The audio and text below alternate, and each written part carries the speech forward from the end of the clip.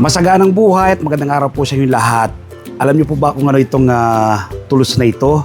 Ito po ay commercial transion nutrients meter ng Blue Lab. No? Kung kayo po ay nag-hydroponics method of farming, napakahalaga po nitong tools na ito. No? Ito po ay panukat ng tubig na nutrients meron ng ating tubig nang sa ganon ay lumaki pong maganda ang ating mga tanim. Hindi po dapat sobra at hindi dapat kulang. Ang aking pong protocol na ginagamit ay Alpreas Protocol. Sino po ba si ang Alpreas Garden? Si Sir Fernando Algoso. Siya po yung King of Olmeti. Ang dami ko na pong lettuce grower na napuntaan, farm dito sa ating bansa. Pinakamaganda po yung tanim na lettuce ni Sir Fernando Algoso ng Alpreas Garden dahil bawat isang lettuce po niya ay tumitimbang ng 1 kilo. So ito po, panukat po ng nutrients solution. PPM ang tawag po nito. Parts per million. Ang regular po na paggamit ng nutrients meter ay 550 to 850 ppm. Pero sabi ko nga po, ang Alpreas Garden ay may sariling protocol. Yun po ang aking ginagamit. Pero bago po yan, i-update ko po muna ngayon sa aking mga tanim na 550 heads ng Olmeti variety of lettuce na galing po kay Sir Fernando Algoso. At yung ating nutrient solution na ginagamit dito, galing din po sa kay Sir Fernando Algoso, Nutri-Hydro. No? So, 19 days old po mula nung may load dito sa ating garden. Ito na po yung laki ng ating mga tanim na lettuce. Kasabay po nito yung aking 19 days sa aking hydroponics journey. So, kita po ninyo, no? Pero bago ko po i-share sa inyo yung ating paggamit ng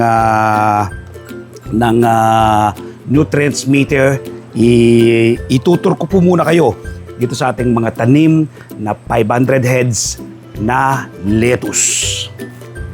So, yun po yung ating commercial transion nutrients meter ng Blue Lab. Okay, ikutan po natin ngayon itong ating mga tanim na 500 heads na Olmeti variety of lettuce. Grabe, ang gaganda na po nila, no? Marami pong nagko-comment dito sa ating mga post, no? Bakit ang bilis daw po nating napapalaking ganito yung ating mga tanim? Ako po, simple lang. Una, sinusunod ko po yung Alpreas Protocol. At siyempre, pangalawa, ina-apply ko po yung TLC, Tender Love and Care sa aking mga tanim. Ano man pong alaman, basta in-apply nyo po ng TLC yan, ay bubulas po ng maganda at ma-achieve nyo po yung ganito kagandang tanim na lettuce. Ang gandun po yan. Ano? Maximize po dito sa ating napakaganda ring greenhouse. Yan po ang ating greenhouse. Meron po tayong dalawang solar fan, no? Kapag mainit po, ang init sa loob ng greenhouse ay nilalabas ng dalawang solar fan na yan. Ayan, maximize, maliit lang ang lugar pero wala pong sinayang na space, ano?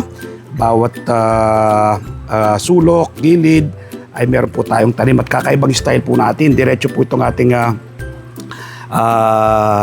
itong nasa right side ko, no? Yung iba po kasi naka-slant sila ng ganyan. So ito natin po diretso. Napaganda naman po natin. Kasi po nakita ko sa aking mga tanim sa mga bote, napapaganda natin. Kaya naman pinadiretso ko. So ngayon po i-share ko na yung paggamit ng nutrients meter, no? Sa ating tubig. So ang regular po rito, 550 to 850 ppm. Pero ako po, may sariling sinusunod na protocol. Gaya ng banggit ko, si Sir Fernando Algoso na siyang aking mentor sa hydroponics ay siyang aking sinusunod ng Alpreas Garden. Samahan niyo po kung ang paggamit. No? Samahan niyo ko, isi-share ko sa inyo ang paggamit ng commercial transion nutrients solution. So ayan po, no? 0-0 po sa lahat. Yan. Ito po yung ating water reserve. No? Susukatan po natin ngayon yan. Ayun. Kita niyo po yung umiilaw na yan. Kita niyo po yung umiilaw niya yan. So yun po yung kanyang parts per million o ppm level ng ating tubig. Yung nutrient solution po niya. No? Ayan po. Umiilaw-ilaw siya kapag nandun sa tubig. Isa pa ha. Yan. Kita niyo po. So yan po yung ilaw niya. No? Yung regular po na paggamit ito, ulitin ko, 550 to 850 ppm. Pero may sariling protocol nga po ako. Kaya po iba yung aking sukatan ng nutrients solution.